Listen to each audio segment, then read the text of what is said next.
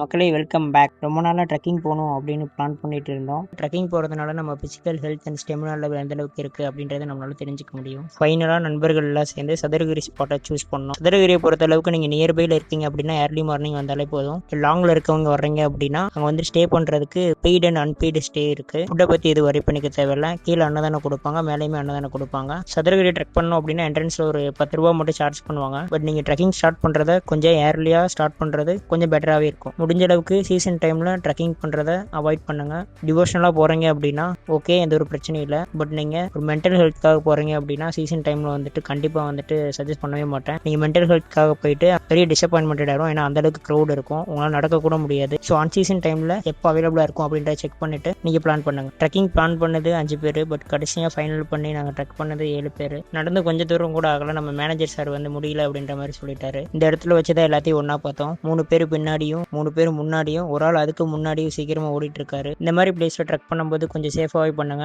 ஏன்னா நிறைய டேஞ்சரஸான பிளேஸ் இருக்கு. ரிவர் கிராசிங் இந்த மாதிரி ஒரு சில விஷயங்கள் தண்ணி போகாது. பட் இருந்தாலுமே அதெல்லாம் பார்த்து பண்ணணும். விளையாட்டா பண்ணி அது விபரீதமாக இருக்கக்கூடாது. நிறைய பேர் ஒபிஸா இருக்கவங்க வந்துட்டு தப்பா இட போட்டுறீங்க. எங்களுக்கும் முன்னாடி ஒருத்தர் பறந்துட்டு இருக்காரு.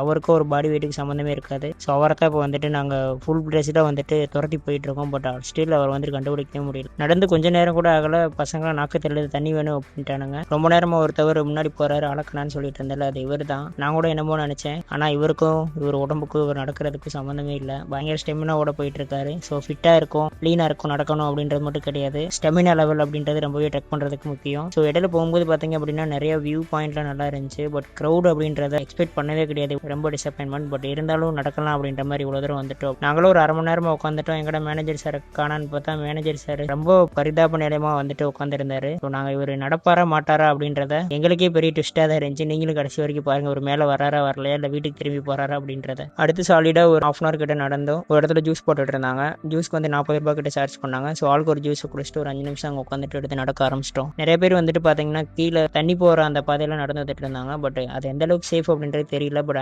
அட்வென்ச்சராக ஃபீல் பண்ணணும் அப்படின்றவங்க அசி நடந்து வந்துட்டு இருந்தாங்க. பட் எப்பயுமே அந்த மாதிரி பிளேஸ் போகும்போது முடிஞ்ச அளவுக்கு தெரிஞ்சவங்களை வச்சு கைடோட போங்க. நீங்களாம் வந்துட்டு எதையும் இந்த மாதிரி ஹில் ஸ்டேஷன் ட்ரை பண்ணாதீங்க. வழி தவறி போயிட்டோம் அப்படின்னா அதுக்கப்புறம் எதுவுமே பண்ண முடியாது. ஸோ போகிற வழியில் என்னோட நண்பர்கள் நிறைய பேரை பார்த்தேன். ஃபைனலாக மேலே வந்து ட்ரெக்கிங்லாம் முடிச்சுட்டு சிவனை தரிசனம் பண்ணிட்டு அங்கேருந்து சந்தனமகாலிங்கம் கோயிலுக்கு கிளம்பியாச்சு. சந்தனமகாலிங்கம் கோயிலில் போயிட்டு நண்பர்கள் எல்லாம் சந்தன பொட்டையை போட்டு ஜெகஜோதியை நல்ல ஃபோட்டோ எடுத்துட்டு ரிட்டன் கீழே இறங்க ஆரம்பிச்சாச்சு. ஸோ கீழே இறங்கி வந்தோடனே சரியான ஒரு வியூவாக இருந்துச்சு. ஸோ அங்கேருந்து நேராக வந்துட்டு ரூம் போயிட்டு ரெஃப்ரெஷ் ஆகிட்டு அப்படியே வந்துட்டு மறுபடியும் கிளம்பிட்டோம். ஸோ ட்ரெக்கிங் போகிறது அப்படின்றது ரொம்பவே வந்துட்டு ஹெல்த்துக்கு நல்லது. நம்ம ஸ்ட்ரென்த்தை இன்க்ரீஸ் பண்ணோம், ஸ்டெமினா லெவலில் பூஸ்ட் பண்ணோம். ஸோ ஃபிசிக்கல் ஹெல்த் எந்த அளவு இருக்குது அப்படின்றத நம்மளாலையும் பார்த்துக்க முடியும். ஸோ அடுத்த ஒரு வீடியோவில் வந்துட்டு கண்டிப்பாக சந்திக்கலாம். ஸோ புதுசாக பார்க்குறவங்க சேனலை சப்ஸ்கிரைப் பண்ணிக்கோங்க. ஸோ முடிஞ்ச அளவுக்கு சப்போர்ட்டை காமிங்க. Tata, bye by.